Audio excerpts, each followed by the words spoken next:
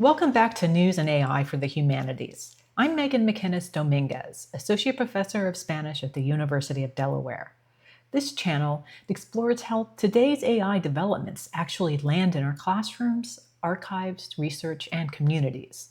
We look beyond the technical announcements to ask, what changes tomorrow for humanistic inquiry, teaching, critical thinking, ethics, and the future of knowledge work? Each episode, we covered the latest in AI, from large language models to image and video generation. But we're not just tracking what these tools can do. We're examining what they mean for student learning, for scholarly practice, for questions of authorship and authenticity, for labor and access, and for the role of humanities disciplines in shaping how AI gets built and deployed. Because here's what matters. AI companies are making decisions right now about design, training data, licensing, and deployment that will affect humanities education for decades. Humanities aren't just consumers of these technologies. We need to be active participants in determining what AI becomes and whose interests it serves. We're at an inflection point. The AI systems that we've been tracking are fundamentally changing their relationship to human work and learning. What began as tools that responded to our questions are becoming systems that organize our days, complete our assignments, and make decisions about information, often before we ask. This episode examines a coordinated transformation. OpenAI is pushing ChatGPT from reactive assistant to proactive organizer. Anthropic's Claude can now synthesize hundreds of documents simultaneously. Google is embedding Gemini directly into Chrome. And new agentic systems like Perplexity's Comet browser can log into course management systems and complete assignments.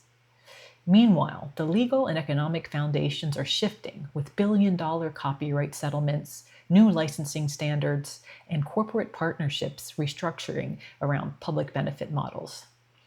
For humanities educators, these aren't just product updates. They represent a shift from AI as an occasional tool to AI as ambient infrastructure, demanding we rethink not just our assignments, but what learning means when machines can perform cognitive tasks we've traditionally used to measure comprehension. OpenAI recently released Pulse. It's a pro-subscriber platform that was just released in September, which fundamentally changes AI from reactive responder to proactive organizer. The system scans your ChatGPT history, email, calendar, and integrated apps to generate daily cards summarizing meetings, deadlines, travel plans, and reading lists. It refreshes automatically each morning and pushes notifications for tasks or schedule changes. Beyond simple reminders, Pulse analyzes communication patterns to predict what you'll need before you realize you need it, surfacing relevant prior conversations, suggesting meeting preparation materials, and reorganizing tasks based on deadlines and dependencies it identifies across platforms. Early users report significant convenience for managing complex schedules, but concerns are emerging. The system generates repetitive reminders, over-summarizes personal messages in ways that strip emotional context, and offers insufficient privacy controls over what it accesses and how it interprets sensitive communications. Some users describe feeling surveilled by their own productivity tool.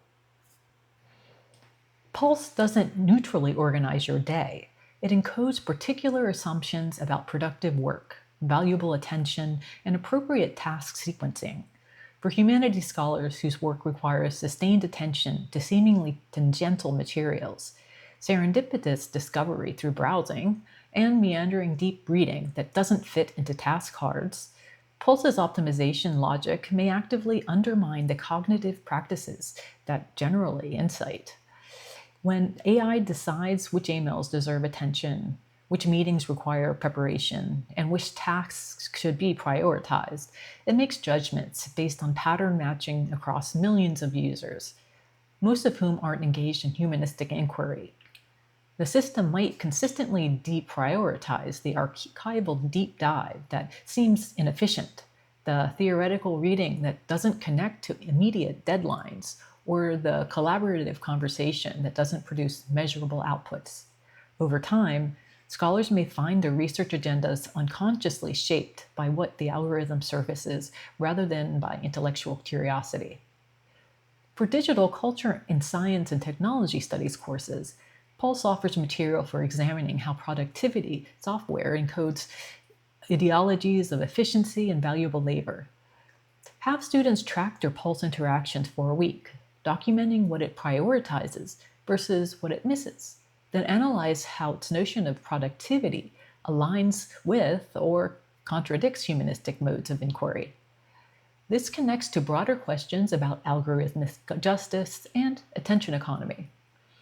The privacy implications warrant serious consideration. Pulse requires access to email, calendar, and conversation history, creating comprehensive surveillance of your intellectual and professional life, including confidential student communications, sensitive research materials, and pre-publication scholarship. Universities need policies about whether faculty and students should use these tools, requiring this level of data access. Anthropic just released Claude 4.5, which expands context capabilities to unprecedented scale. The model can now ingest and synthesize information from hundreds of documents simultaneously, equivalent to processing a small specialized library in a single prompt. The system provides detailed citation trails showing which documents inform specific claims, offers cross-source analysis identifying agreements and contradictions, and generates natural language visual summaries of complex arguments. New focus windows allow users to direct Claude's reasoning strategically, analyzing specific document subsets first, then expanding to compare findings across broader corpuses, or prioritizing certain source types. This makes Claude 4.5 particularly powerful for policy review, literature comparison, and archival analysis. Testing indicates significantly reduced hallucinations and better transparency when encountering ambiguous conclusions. The model more frequently acknowledges uncertainty rather than fabricating citations. This scale creates genuine opportunities for research that was previously impractical. A literature student can trace motifs across an entire corpus in seconds, identify intertextual connections a human reader might miss, and generate preliminary syntheses that would take weeks of manual close reading. For digital humanities projects dealing with massive archives, this makes certain distant reading approaches genuinely accessible. However, speed intensifies rather than eliminates the need for interpretive judgment. When Claude identifies thematic connections across 200 novels, scholars must still evaluate whether those connections are meaningful, how to weight different types of evidence, and what cultural assumptions shape which patterns the model recognizes and which it overlooks. The model's training data, optimization objectives, and architecture all encode particular perspectives on similarity, significance, and coherent argument. The danger is that Claude's fluency and apparent sophistication can mask these embedded assumptions, making interpretive choices feel like neutral discoveries. Students may treat comprehensive, well-cited syntheses as authoritative without recognizing that comprehensiveness doesn't guarantee sound interpretation. A model can accurately quote 50 sources while fundamentally misunderstanding the scholarly conversation among them. Design assignments that treat model reasoning as text requiring interpretation. Have students use Claude 4.5 to analyze texts they already know well, perhaps from earlier in the semester, then write critical analyses of Claude's interpretation. What did it emphasize that surprised them? What did it miss that they consider significant? How do its interpretive choices reflect or challenge dominant scholarly frameworks? This teaches critical distance while benefiting from computational power. The citation trails require verification. The model sometimes generates plausible-sounding citations that don't exist, or misattributes arguments to wrong sources. Students need explicit instruction that AI-generated citations must be checked against primary sources before use. The recently released Sora 2 from OpenAI produces photorealistic 60 FPS video with controllable lighting, motion, and physics parameters. Users can edit or extend scenes through natural language instructions, and built-in physics simulation ensures consistent object behavior. Raindrops fall realistically, fabric responds to wind appropriately. API integration with ChatGPT and Adobe Premiere signals rapid mainstreaming across film, education, and marketing workflows. Creative professionals praise its cinematic realism for prototyping and visualization. Ethicists warn of escalating risks for misinformation and deepfake production, particularly as the technology becomes accessible to users without technical expertise or film production knowledge. Sora, too, collapses the distinction between documentation and imagination. Historians can visualize archival narratives. Filmmakers can prototype scenes without actors or sets. But these same powers blur authenticity and authorship in ways that threaten evidence-based reasoning. This demands that we teach visual epistemology as core literacy, how to read moving images as arguments about reality rather than transparent windows into it. When anyone can generate photorealistic footage of events that never occurred, the humanities' traditional emphasis on evidence, verification, and critical analysis of representation becomes more essential, not less. Film studies and history programs need curricula treating AI video as rhetorical form with its own persuasive logic. Students need frameworks for forensic video analysis, understanding compression artifacts, physics consistency, and the tells distinguishing generated from captured footage, though these tells become less reliable with each model iteration. The technology threatens to overwhelm our collective ability to distinguish authentic documentation from synthetic fabrication, particularly for historical events where primary visual evidence is limited or where visual records have been used to establish truth claims about contested pasts. In September, Google began embedding Gemini directly into Chrome for US desktop users. A Gemini icon in the browser's upper right corner provides real-time page summarization, cross-tab research synthesis, and integrated chat. Early testers report these features significantly accelerate web-based reading and note-taking. Google also previewed upcoming agentic capabilities that will allow Gemini to perform multi-step actions, adding e-commerce items to carts, compiling research results, before presenting them for user approval. The rollout marks Google's most aggressive step toward embedding generative AI into everyday browsing infrastructure. When AI operates at a browser level, it becomes infrastructure rather than application, invisible and therefore more difficult to maintain critical distance from. Students may not even realize that they're using AI. It's just how Chrome works now. This invisibility is precisely what makes it pedagogically challenging. Students need new verification practices, comparing AI summaries against primary sources, recognizing when helpful synthesis quietly shapes interpretation, and understanding how to cite algorithmically generated content. Critical reading instruction must now address not just textual rhetoric, but the rhetorical choices embedded in summarization algorithms that students may not realize are operating. This also raises equity concerns. Whose Chrome experience includes AI and whose doesn't? The feature rollout creates differential access to information processing that may correlate with economic privilege, institutional affiliation, or geographic location. When some students have AI-assisted browsing and others don't, we create invisible advantages that replicate existing inequalities while appearing to be universal technical infrastructure. For digital literacy courses, have students compare their AI-mediated browsing to non-AI experiences, reading the same articles with and without Gemini summarization, documenting what changes in their comprehension, note-taking, and interpretation when algorithmic assistance is present versus absent. This can be done in any humanities class as an exercise to see the potential value and pitfalls of using AI for summarization. Google's new Nano Banana represents a leap in multimodal performance for image editing. The system analyzes and modifies existing images with high fidelity, allowing text-based commands like remove the background or brighten the left figure. Benchmarks show Nano Banana outperforms competitors by over 170 points in image editing tests, while cutting costs to less than 4 cents per image through Google's AI Studio, making high-quality visual production accessible and scalable.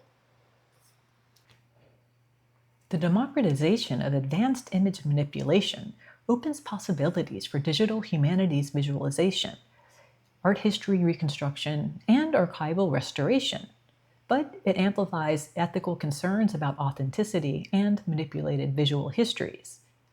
Art history and visual culture courses need assignments teaching provenance tracking and edit detection.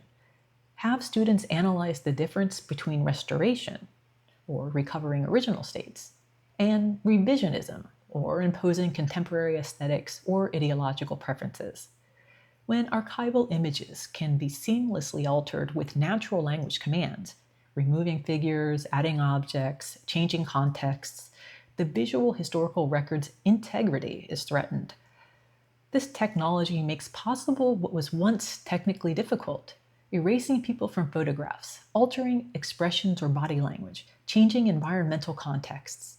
Students need frameworks for understanding how such capabilities affect historical memory and cultural representation, particularly for communities whose visual records are already sparse or contested.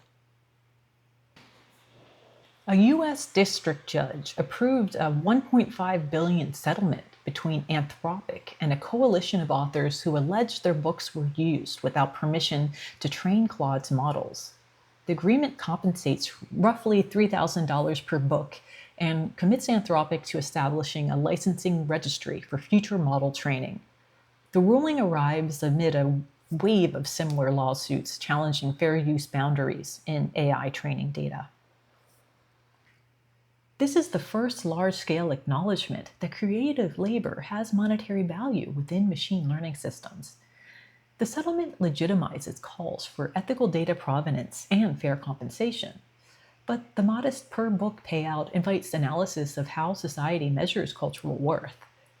For courses examining authorship, intellectual property, and cultural production, this case offers material connecting legal frameworks to broader questions about creativity and collective culture.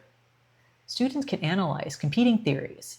Is creative work individual genius deserving individual compensation? Collaborative accumulation of cultural techniques? Commons that should remain freely accessible? The settlement structure reflects particular answers to those questions, answers that will shape how AI companies approach training data moving forward. The licensing registry Anthropic must establish could become a model for the industry or a minimal gesture depending on implementation.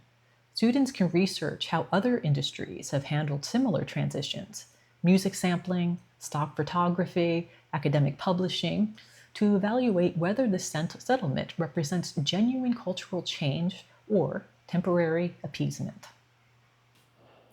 A coalition of major online publishers, including Reddit, Yahoo, Medium, and Quora, introduced the RSL, or Really Simple Licensing Standard, a plug-and-play licensing protocol for AI crawlers. Using metadata and robots' TXT tags, creators can declare whether and how their content may be scraped for training, including options for subscription and per crawl or per inference fees. RSL embeds cryptographic verification to identify compliant AI agents, aiming to make data licensing as routine as web indexing. RSL provides a technical template that could extend to digital humanities archives and open access scholarship. Scholars may soon need to make explicit decisions about whether their repositories permit AI training, balancing openness with stewardship, particularly for community-authored materials or culturally sensitive content. This technical standard encodes particular values about ownership and access. For courses examining how infrastructure design shapes cultural production, RSL offers material for analyzing whose interests these protocols serve, what assumptions they make about data rights, and whether technical solutions adequately address the ethical complexities of training AI on human cultural production. The opt-in versus opt-out design matters significantly.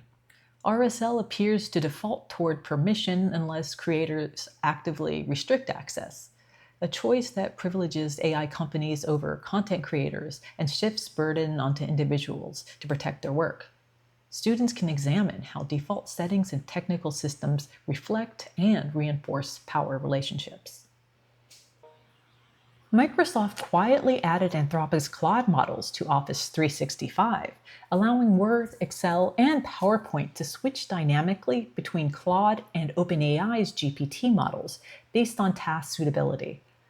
This multi-model orchestration improves reliability by selecting whichever system performs better for specific tasks, but introduces subtle variability across users and sessions. Two students using identical document templates might receive distinct AI outputs depending on which model Microsoft's routing system selected, and students may not know which model they're using at any given moment. This makes transparency and documentation essential scholarly practices. Students need to record not just that they've used AI assistants, but which specific system, in what context, and how it shaped their work. Reproducibility, a long concern in humanities research methods, now extends to the algorithmic tools themselves. When a student writes, "I use Microsoft's Word AI assistant to help structure this argument," that statement is insufficient because the underlying model varies. This also raises questions about institutional control. Universities using Microsoft 365 may have limited visibility into which AI systems their students and faculty are actually using, how these systems are trained, and what data practices govern their operation. The convenience of integrated AI comes at the cost of transparency about the specific tools mediating intellectual work. Internal usage reports from OpenAI and Anthropic reveal diverging patterns. ChatGPT is increasingly used as a thinking partner for brainstorming, editing, and exploratory writing, conversational modes where users iterate through dialogue. Claude dominates in automation and large-scale documentation, performing end-to-end tasks for enterprise clients with less back and forth. The data illustrate an emerging split between conversational reasoning and procedural execution. This dichotomy mirrors classic distinctions between interpretation and instrumentality. ChatGPT's dialogic use supports hermeneutic inquiry, the kind of recursive questioning and refinement central to humanistic thinking. Claude's task orientation parallels bureaucratic automation, efficient but less conducive to the exploratory meandering that characterizes much of humanities' work. Understanding these different models helps articulate what kinds of cognition should remain human-led. When students use ChatGPT for brainstorming, they're engaging a different cognitive process than when they use Claude to format bibliographies. Both involve AI, but the relationship to human thinking differs significantly. Pedagogy needs to establish between AI as interlocutor, supporting through thought development, and AI as executor, replacing thought with automated completion. In September, the Trump administration hosted executives from Meta, Apple, OpenAI, Google, and Microsoft to coordinate U.S. data center expansion. The meeting promised streamlined permits and tariff relief for domestic AI infrastructure in exchange for major capital investment, framing AI development as a national security priority, requiring close government-industry coordination. The alignment of state policy and corporate power foregrounds environmental and labor ethics that humanities programs are well positioned to address. Massive data centers consume vast energy, reshape local economies, strain water resources, and often locate in communities with limited political power to resist development. Environmental humanities programs can use this as material for exploring the material footprint of virtual intelligence and its implications for climate justice. Who bears the environmental costs of AI development and who receives its benefits? Students can research how data center placement decisions reflect existing patterns of environmental racism and economic exploitation. The framing of AI as a national security concern also warrants analysis. When government policy treats AI development as competition with China or other nations, it shapes funding priorities, research agendas, and the kinds of questions considered worth asking. The nationalist framing may privilege military and surveillance applications over social benefit or may accelerate deployment timelines in ways that bypass safety and ethical considerations. New research from OpenAI identifies a key cause of factual errors: evaluation benchmarks that reward confident assertions rather than calibrated accuracy. The company proposes revised metrics that incentivize AI systems to acknowledge uncertainty and ask clarifying questions when evidence is ambiguous, rather than always providing definitive answers and thus hallucinating. If models begin admitting, "I don't know," classrooms gain opportunity to teach intellectual humility and epistemic virtue. This realignment parallels humanity's long tradition of valuing doubt, revision, and dialogue over certainty, linking machine learning to philosophical inquiry about truth and the ethics of knowledge claims. Design assignments that reward students for identifying when AI expresses appropriate versus inappropriate confidence. Have students compare multiple AI responses to the same ambiguous question, analyzing how different systems handle uncertainty and what that reveals about their training objectives. This connects technical AI evaluation to broader epistemological questions about how we know what we know and when confidence is justified. Throughout late summer and early fall 2025, a new class of autonomous AI agents began reshaping education, sometimes controversially. Perplexity unveiled its Comet browser, a hybrid web assistant designed to read, reason over, and interact with multiple sites simultaneously. Comet can navigate paywalls, summarize documents, and autofill research or quiz answers directly into learning management systems like Canvas and Blackboard. Around the same time, Google's Gemini homework help briefly allowed students to upload assignments for automated completion and testing assistance before being suspended amid backlash from educators and privacy advocates. While Perplexity defended Comet as an intelligent research co-pilot, reports surfaced of students using it to bypass plagiarism detectors and complete assignments undetected, effectively turning AI browsers into stealth academic proxies. Universities and edtech companies are now scrambling to update authentication and honor code systems as these tools blur the line between support and substitution. The emergence of agentic systems capable of logging into course platforms and completing assignments redefines authorship, learning, and intellectual honesty. For humanities educators whose courses hinge on writing, interpretation, and argumentation, these tools demand new pedagogical strategies beyond simply policing misuse. Reframe assignments to foreground process over product. Instead of write a 5-page analysis of this text, assigned document your analytical process, record your initial reactions, questions that emerged, dead ends you explored, and how your interpretation evolved. Require students to cite AI interactions, critique AI interpretive choices, and explain moments when they rejected AI and why. At a deeper level, Comet and Gemini raise philosophical questions about what learning means. If machines can perform comprehension tasks, reading texts, identifying themes, constructing arguments, humanities education must articulate why human understanding remains valuable. This isn't just about academic integrity. It's about reclaiming education's purpose in an era of automated intellects. The answer lies in what AI can't do: genuine encounter with alterity, ethical reasoning, grounded in lived experience, empathy that recognizes the humanity of textual subjects, and the transformation of self that occurs through sustained engagement with challenging ideas. Design assignments that make these human elements explicit and accessible, rather than assuming they'll happen automatically alongside more mechanical comprehension tasks that AI can now perform. The developments we've covered today reveal a pattern. AI is transitioning from tool to infrastructure, from occasional assist to ambient presence, from reactive response to proactive organization of attention and work.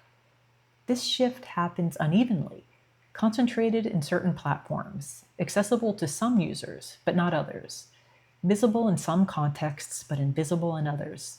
For humanities educators, this uneven transformation demands responses more sophisticated than blanket embrace or rejection. We need pedagogical approaches that maintain intellectual rigor while acknowledging that our students' cognitive environment has fundamentally changed. We need assignment designs that preserve what's essential about humanistic learning while leveraging computational capabilities where appropriate. And we need to articulate clearly to students, institutions, and ourselves what human understanding offers that algorithmic processing doesn't. The billion-dollar copyright settlements and licensing standards signal that legal and economic frameworks are beginning to catch up with technical capabilities, but slowly and imperfectly. The corporate partnership restructurings remind us that the AI tools we build curricula around remain subject to market forces and strategic pivots that have nothing to do with educational needs. Most significantly, the emergence of truly agentic systems, browsers that complete assignments, organizers that curate attention, certifiers that validate competence, means we can no longer treat AI as something students choose to use or not use. It's becoming environmental. The question shifts from, should students use AI, to how do we teach humanistic inquiry in an environment where AI is always present, often invisible, and increasingly proactive? The answer lies in what we've always done, teaching critical analysis, ethical reasoning, and the kind of reflective engagement with ideas that transforms understanding. But we must do this work now with explicit attention to how algorithmic mediation shapes thought, how convenience can undermine deeper learning, and how the appearance of comprehensive knowledge can mask the interpretive choices and cultural assumptions embedded in every algorithmic output. Thank you for watching. If you found this analysis useful, please like, subscribe, and share how you're navigating these challenges in your teaching and research. Thank you. Before you ask, it knows. Before you think, it shows. Cards refresh and on your attention already drawn. Pulse reads my calendar, sorts my mail, decides what matters on its own scale. The archive I needed disappear, while meetings I forgot are engineered. Who taught the algorithm what I should read? Pattern matching millions, not me. It's in the browser now, you don't invoke it, don't know how. It just happens while you scroll. Infrastructure claiming control. On the invisible everywhere, making choices like it's just there. You think you're browsing on your own, but the summary's already shown. Can't opt out anymore when the tool becomes the floor. Claude reads 100 books while I sleep, finds connections buried deep. But whose assumptions shape what it finds? What cultural logic sorts these lines? Sora makes what is that never was. Physics perfect, no visible flaw. Two students, same assignment, different model. One gets Claude, one gets GPT. They don't know which. Same document template, divergent outputs. Whose work is this? Who's thinking? When did we agree to let efficiency decide what learning means? Comment logs into Canvas for you, completes the quiz, turns in the review. Google had a homework help mode till the school said no. Overload, but the agents keep arriving, won't stay.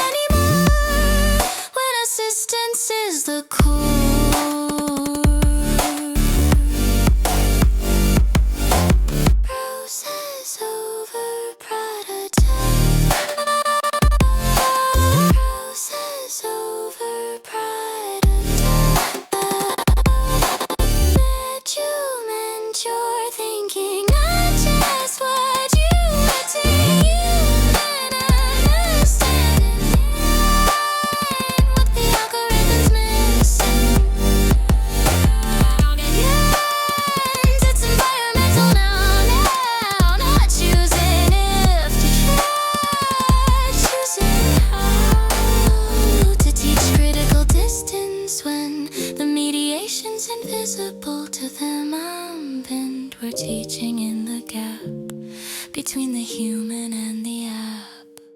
It's not about